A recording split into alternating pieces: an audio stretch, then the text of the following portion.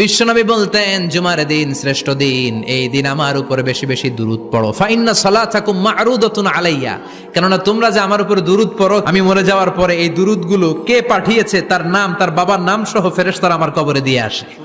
সাহাবারা বললেন, ইয়া রাসূলুল্লাহ কাইফা সালাতুনা মা'রুদাতুন আলাইক, আপনি মরে যাওয়ার পরে আমাদের দুরূদ কেমন করে আপনি দেখবেন? ওয়াকাদ আরিমতা, আপনি তো পচে গলে মাটির সাথে মিশে যাবেন।